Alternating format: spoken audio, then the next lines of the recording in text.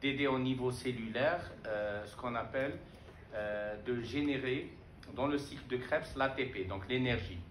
Et donc au niveau de ce qu'on appelle la coenzyme 1, donc le nicotinamide adénine dihydrure, en présence d'un hydrogène, on a 3 ATP. Alors ces 3 ATP permettent d'avoir l'énergie cellulaire. Donc il y a plusieurs volets. Elles permettent aux cellules saines d'être renforcées. Et ça, ce qui est important donc, dans la dynamique de la bonne santé.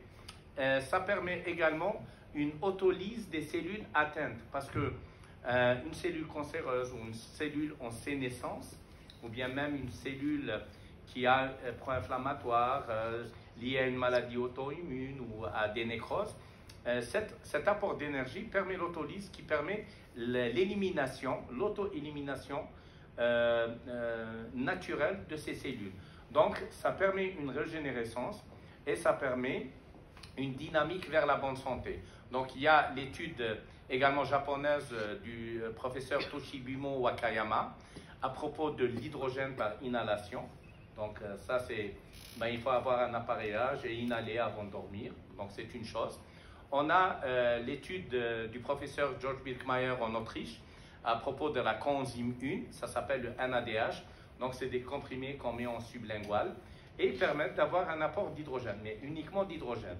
Alors que là, on a l'hydrogène, on a l'eau ionisante, donc ça permet d'avoir cette sensation d'être sous une cascade, donc relaxé, ça permet de se détendre et de dormir profondément ou bien de faire une sieste profonde réparatrice et également d'avoir le versant alcaline, donc alcalin de l'eau, dans le choix. Donc on peut avoir le pH, par exemple, 9,5 et ça permet d'avoir cette notion d'alcalinité.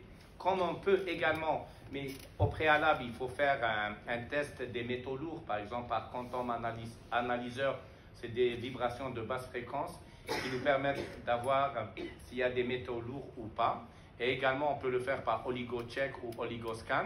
C'est par électrophotospectrométrie, donc c'est une lumière qu'on applique sur la paume de la main.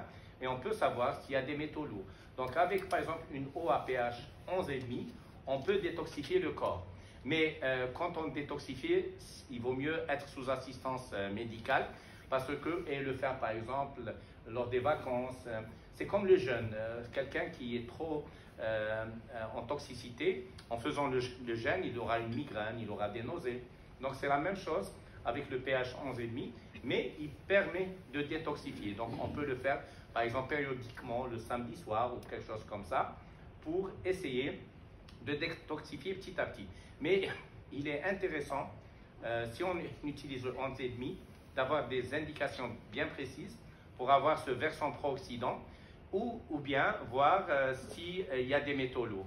Et là, on peut faire une détox que en 6 semaines, elle donne des résultats. On va en parler.